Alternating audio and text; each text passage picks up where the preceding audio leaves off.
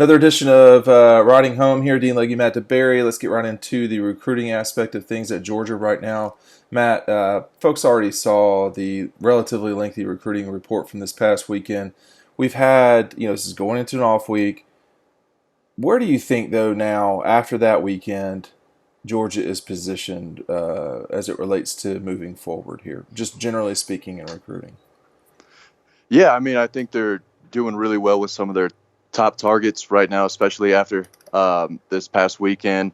Like we said before the weekend, I thought Georgia was leading for guys like Darnell Washington who made it. They were right up there with Theo Johnson, who's fighting Michigan, Ohio, Iowa, Penn State, those type of schools. And it wouldn't surprise me at all if Georgia took the lead for him. I don't think those guys are going to make a decision anytime soon. But I mean, you had your offensive line targets there. You had Kendall Milton, 5-star running back in there recruiting. Noah Sewell, another guy that I've talked about for a while after his multiple day visit in June to Georgia. I was starting to hear that Georgia was a legit, threat to get him away from Oregon. And after this official visit where, again, he stayed multiple days, I think he didn't go back to Utah until like late Monday. So he was there for a few more days. Georgia seems to be the team trending for him, the 5-star linebacker out of Utah. So overall, if you look at some of Georgia's top prospects, the guys they need to close with, they are in a really, really good spot for those guys. When you start thinking about this past weekend and the the shift that it can have on younger recruiting kids. I mean, I was talking to someone on the sideline. They said they thought there were at least 100 prospects there. They had never seen that many kids before. I'm not sure, and they were a younger person, but Right. I'm not sure if it was really that many, and I'm not sure if there have been a lot of kids at Georgia before for a game, but I'm not sure that. The way that Georgia's doing things right now with recruiting, particularly with the visual presentation, not just of the team on the field, but everything that goes around it, it's making an impact on 2021 and 22. There's no doubt. I mean, as you said, there was a ton of kids there. There were a lot of kids who I weren't sure who they were. I saw their name tags. I'm sitting there thinking, wow, who is that kid? And it ends up being, a 3-star from Louisiana or, Mississippi or something like that. So, yeah, again, everyone wanted to be at this game. Obviously, the official visitors and the 2020 kids got to speak the most with the staff and all that. But yeah, lots of 2021s, especially some of the best in-state 2021 kids and 2022s. You had Gunnar Stockton there, who a Mm-hmm. lot of people still don't know about, but he's one of the top Really? players in the country for his class. Well, if they're on Dog Post, they know all about him. But a lot of people listening, might not know. I mean, a lot of people just want to focus on the 2020 kids and dip into 2021 a little bit, but this 2022 class is very good, very deep, and a lot of them, like the 2021, were on campus and they got to see, that type of game and that atmosphere with the lights. Georgia got the win. They saw the crowd. So this went, it was a big deal for not only the 2020 official visitors, current commits at targets, but these 2021s and 22s who will remember this game for the rest of their lives and for the rest of their recruitment. So ton of kids there. Again, kids who I weren't even sure, who they were. I got a little invite, and they probably didn't get to speak with the staff very long, especially when you have guys like Noah Sewell and Darnell Washington on campus. But it was a big deal, and I don't know when the next time we'll have a big giant group like that. I'm expecting a good amount of visitors for A&M later in the year. We'll have some for Kentucky, That's the some for South issue, Carolina, isn't but it? Though when you start thinking about what's left on Georgia's schedule, is Texas A&M going to be a 4-loss team at that time or a 3-loss team? It's still going to be looked at as a big game. Is South Carolina really considered a big game?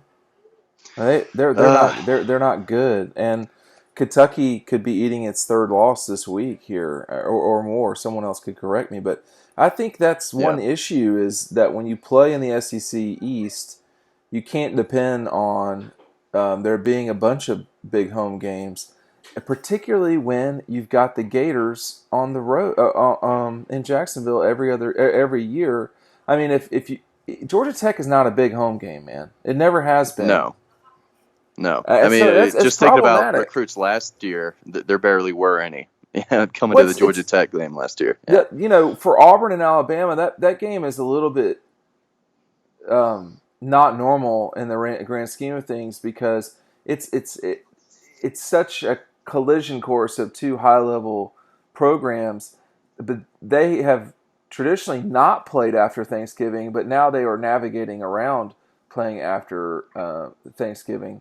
But you know, it's I would argue probably that LSU Alabama is a bigger recruiting weekend than Auburn Alabama. I'm not sure by how much, but it Yeah. is. For Georgia, the thing that Kirby I think is correct about is that they've got to figure out how to get another big home game each year because you can't trust South Carolina, and you don't necessarily ever know what you're going to get from the Western schools. I mean, Texas A&M, but you've got a home slate that on paper didn't look that bad. Notre Dame, South Carolina, and Kentucky. well, A&M. Yeah. And then next year you would have at minimum Tennessee and Auburn. If you want to call Georgia Tech a big game, you can.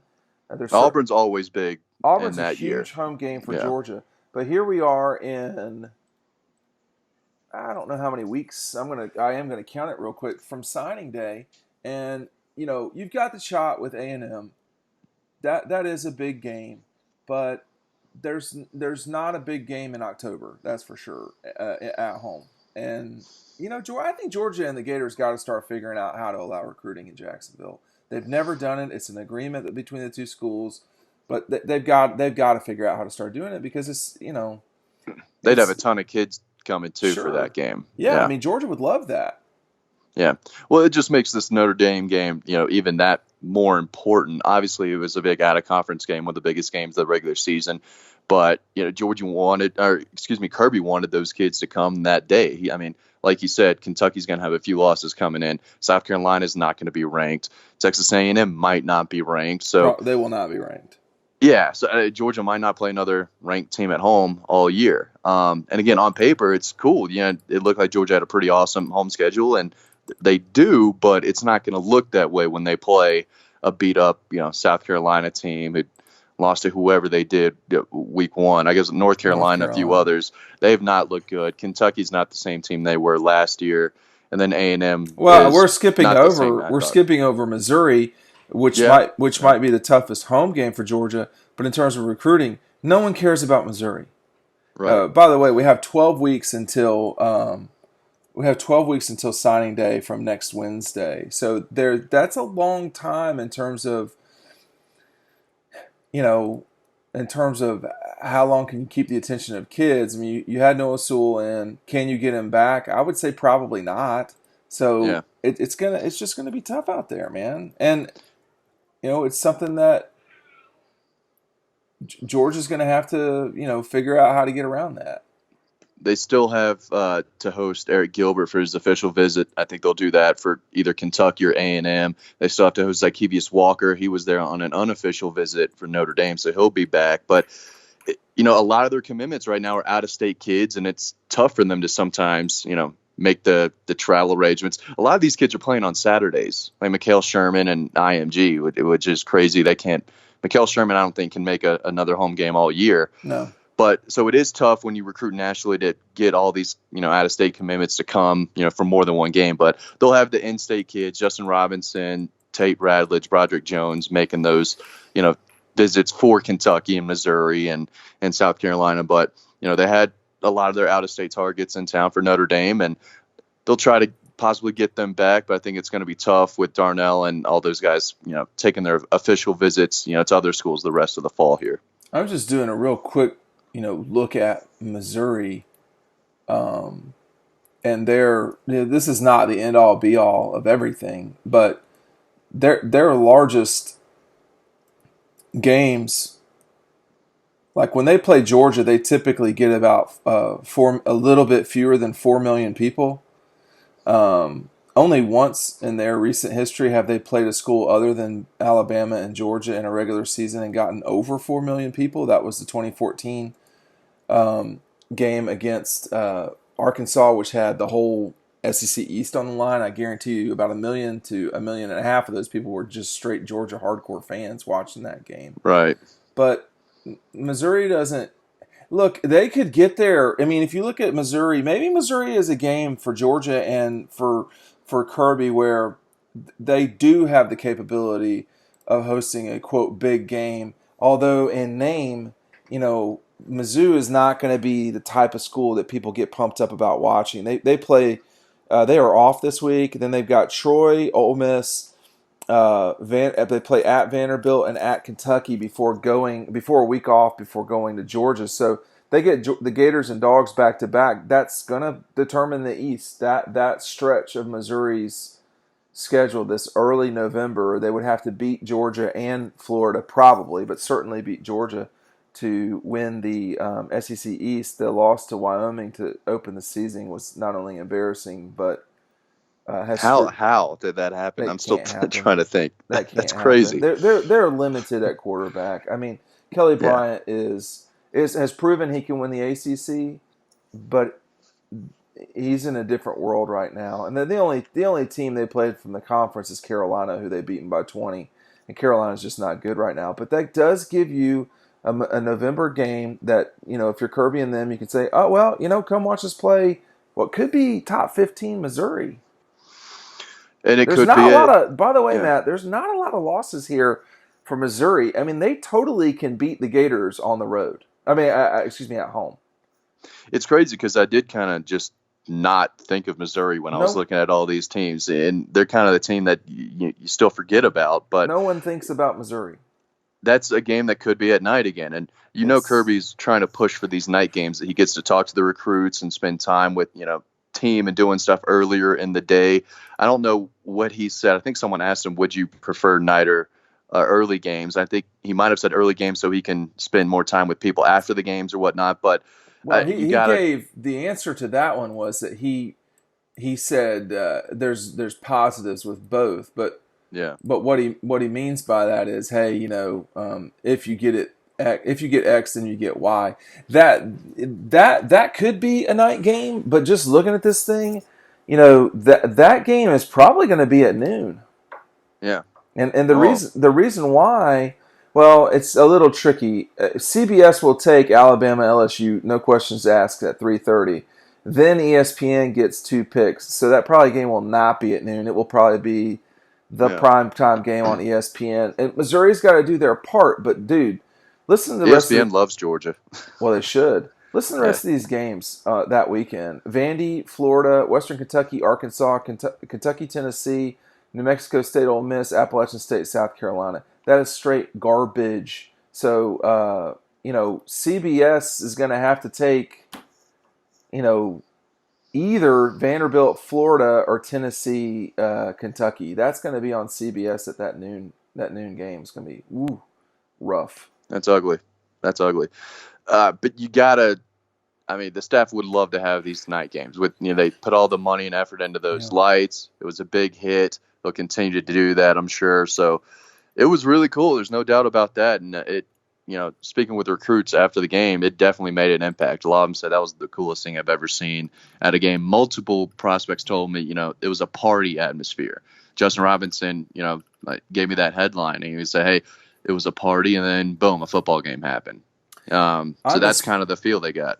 I misspoke a second ago. They actually intelligently didn't do the doubleheader that weekend, so they're going to escape that. So that game for Missouri, Georgia will almost certainly be at night for ESPN.